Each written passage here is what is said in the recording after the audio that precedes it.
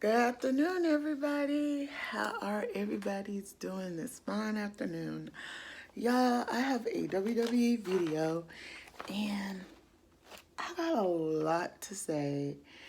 And I have two pages, one with notes on it and one with not notes on it. And some matches we're going to be having, and then we're going to talk about a commercial. So let me put a disclaimer. I usually put them in my prescription box, in the box, but let me just say, when I do WWE videos, I give my opinion. And when I give you my opinion, these are my opinion, and I'm hoping people just be open to my opinion because sometimes I might be right about things. So without no further ado, let's get started. So we have Roman Reigns opening the show, and Roman Reigns and Paul Heyman with this coordination and also addressing Jay. Um, I feel like the match at Clash of Champions wasn't a fair match because if you go back and you look at promo videos when you have the families talking about it, talking about Jay and Roman Reigns and things that went on when they was children, you get Roman Reigns' father not saying nothing nice about Jay Uso at all. You got Rikishi saying nice things about Roman Reigns and everything, but I'm just gonna say I feel like, oh, tribal chief. Call me tribal chief. I'm gonna be tribal chief.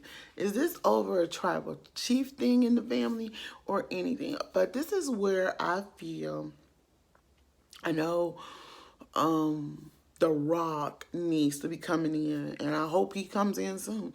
But I just don't want to see family versus family. That's just something I always have said. I do not want to see family versus family in the WWE. I never wanted to see Bo Dallas versus his brother. We got a couple of films. We have seen the Bellas and think like versus the twins versus each other. So you got two set of twins. You got some male twins, that's Jay and Jimmy Uso, and then you got that. I won't come back and talk about that in a minute. But they're gonna have it's another round of it. It's another round of Roman Reigns versus Jay. And this time I'm just gonna say this. We're gonna have Jay versus Roman Reigns at Hell in a Cell. I'm just gonna say this. I believe the twins, Jay and Jimmy, do deserve a little more than what they're given. I think their gimmick is real cool. I like their gimmick. The Usos penitentiary. I mean, Roman Reigns, this is your cousin. You should have said something like, "Oh, I'm not wrestling my cousin." That could have sold it, but no, you decided this week to bash him. And I'm not. I like Roman Reigns as a heel. He's doing good. We see a little bit, a little changes, but not much in things. So yeah, it's pretty good. Okay, and then here comes AJ Styles after everything is settled, and he's going to go against Roman Reigns once again at Hell in a Cell. Here comes AJ Styles running his mouth. I like AJ Styles and like anybody else, but then some things he should keep his nose out of. This was a piece. This was like family wrestling business that should have not included AJ Styles. So AJ Styles said, "You need to move over. Listen, let me go for that title. You ain't this." And like he like disrespect Jay. I'm sorry. You don't go by, if you're gonna build him up for another pay-per-view, build Jay up for another pay-per-view. This is not, you don't use somebody like this to do that. You need to use somebody like a Cesaro or something to say something like this, because this would be something like Cesaro, because I can see it. And I can give a point of view. I'm going to give my point of view across right quick. And my point of view is this. They end up making it a match of Jay versus AJ Styles. Man, AJ Styles did have the upper hand, but when you slapped the dude, you slapped that dude, and then you end up being a match because he like saying, "Oh, it should be me going up against Roman Reigns." Let me just tell y'all this. Jay, and then he slapped Jay, and when he slapped Jay, Jay went into a different Jimmy Uso, a different Jay Uso we have ever seen. I'm just gonna say this: I mean, like, and seeing Jay beat AJ Styles, that was like, I loved it. I loved it. Yeah, I'm just gonna be going back and forth with video with notes and stuff.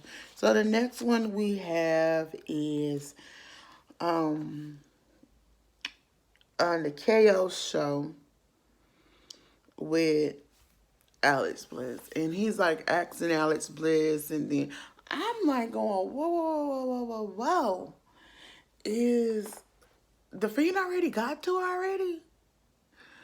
It's stuff, and then they like doing the talking and everything and stuff like that.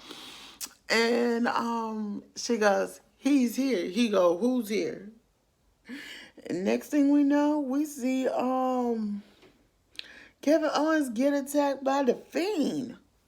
I was like, okay. So then let me go to.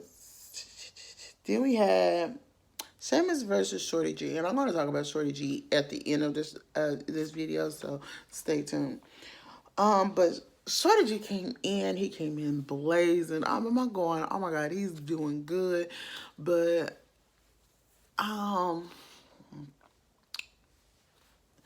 having Sheamus to win over Shorty G, that should have been a point where Shorty G should have won this match.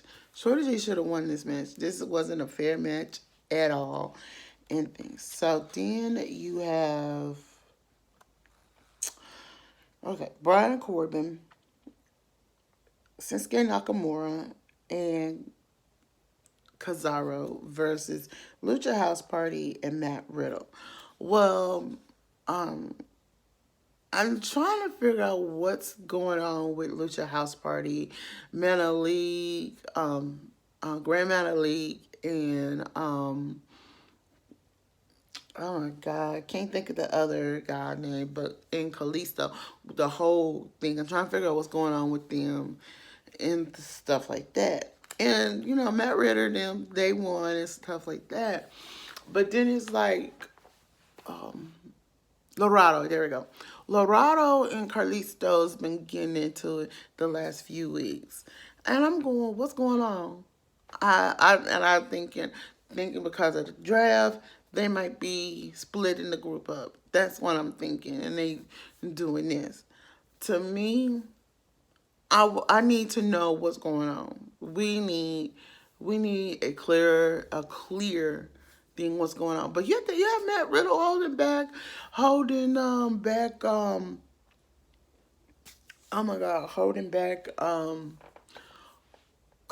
Kalisto, and then they going, whoa, whoa, whoa, whoa. We do not know what's going on. And I think it's like some tension because Kalisto was gone for a long time and stuff on an injury leave. But yeah. Okay. And we got, all right, no more. So then we got John Morrison versus Otis. And like, what did I told y'all about Miz? I've told y'all several times. I think Miz had a lot of influence having Mandy traded to SmackDown. I mean, had Mandy traded to Monday Night Raw, Monday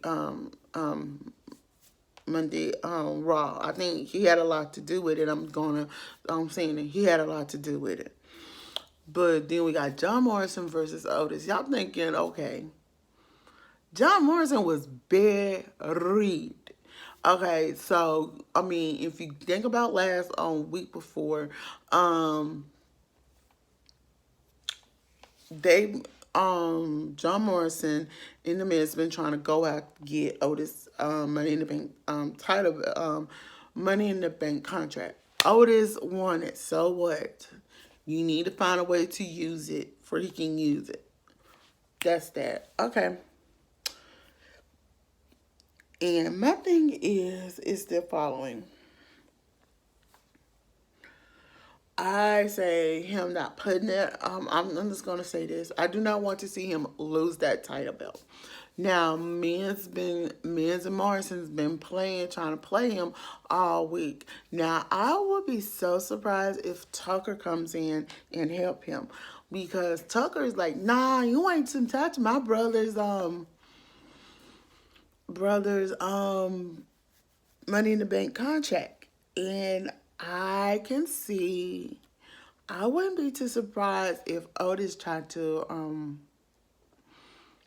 not soon probably cash in on one of the lower title belts. I know it. I think the money is for any title belt that he wants. I think Otis would be a great intercontinental champion. So y'all, do y'all think Otis should cash in his Money in the Bank um, opportunity for the Intercontinental title belt, or should he go for a higher title belt? Let me hear from y'all. So then we have Sasha Banks. Sasha Banks come out and address Bailey. So Bailey wasn't there. And I'm like, well, let me tell y'all what I put on Sasha. So first, when I see Sasha come out with the blue hair, she got this pink, she had this like sort of like pink cat suit like outfit on with some heels. I'm going, dang, mommy looks good. I'm gonna say mommy looks good. Okay. To get me to say this, I'm gonna say this. To get me to say, Sasha slayed that outfit is one, and it was a pink cat suit outfit, kind of messy looking at the top and stuff, baby. Let me tell you something. I loved it. I liked it. Sasha slayed it, but then Sasha was saying what she had to say. You was using me. I helped you, so and so, so and so. Man, Sasha was pissed. She took that brace off and she did this.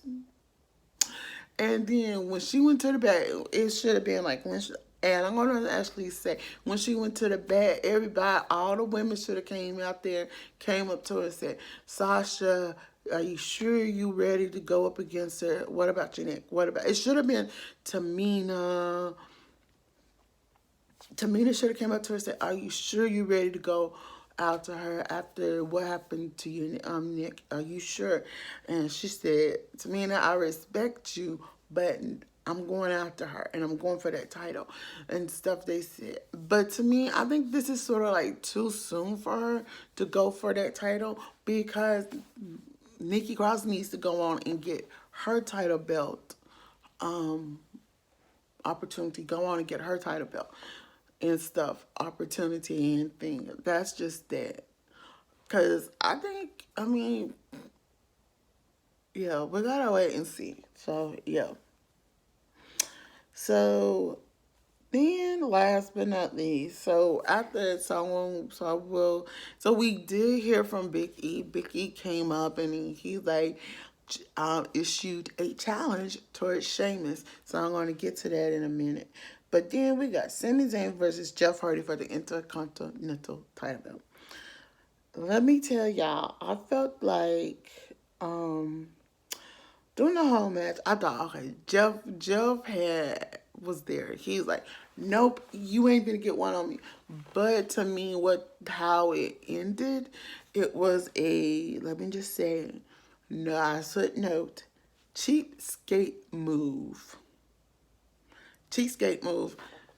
Cheapskate move. Hardy hit where oh my God, he hit where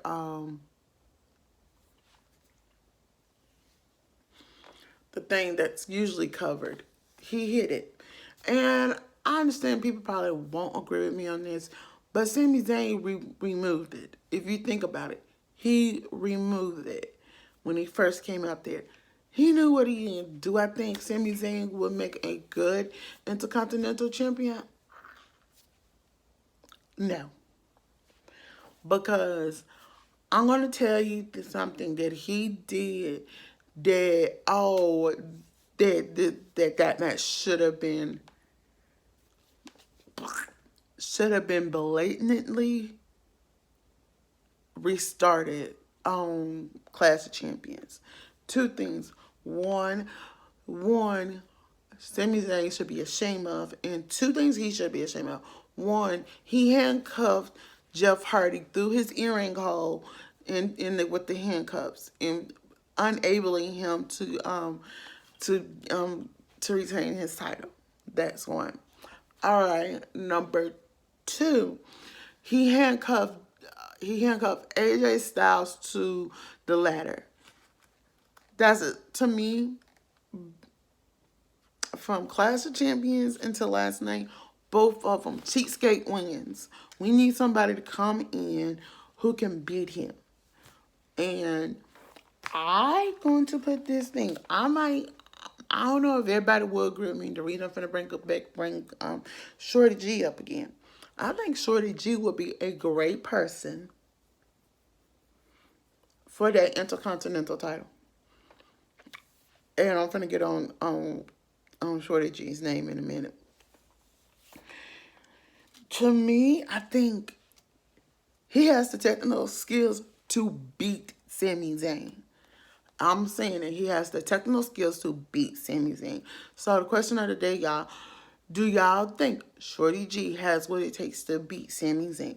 Also, while we are on Shorty G, I think Chad Gable needs to drop the Shorty G in his name and just go back to Chad Gable. I mean, I feel like when they gave him the name Shorty G, I felt like it was, to me, he's not me. To me, he is being featured, but he's being buried. And we need to see him more than that. Okay, so let me just get on to what we should be seeing this upcoming week and stuff. So we should be seeing Big E versus Sheamus. I'm literally cannot wait to see what that match is going to be. And then we're going to see Sasha Banks versus Bayley for the women's title belt. I think that's going to be a little, if Nikki Cross don't interfere, I think that's going to be good. And then we're going to see Kevin Owens versus The Fiend. Man, so I'm wondering if Kevin Owens been traded to SmackDown. Has Kevin Owens been traded to SmackDown? If so, how he's going to do and things. So the question of the day is, do y'all think Kevin Owens has been traded to SmackDown? And if so, do you think he's going to try to wrap up this storyline in a month's time? Let's just say in a month's time with Aleister Black. Okay. And now we're here to talk about a commercial. So during the whole show, closer to the end of the show, I see a commercial. All right, the Street Profits is in the commercial, and the Street Profits in Ric Flair. But what kind of commercial is it? It's a Skittles commercial. And it's Hawkins, Dawkins, and Ford, and they said we need some outfits. You got Ric Flair sewing, and like Dawkins looking like Naomi, and he go, bro, nah, bro. And it was the best commercial ever. I would say the best Skittles commercial I like. I have to laugh about it because I thought it was real cool. If you have not seen that Skittles commercial, y'all look for it. Look for the Skittles commercial with none other the Street Profits and Ric Flair. So y'all, and the question of the day is, who y'all think is going to be the next competitors for Street Profits? Because I'm going to say Street Profits has successfully held the Raw team titles. So I have to put that in here. Until then, y'all, I'm Alicia. Don't forget to thumbs up this video, comment below, and subscribe to my channel.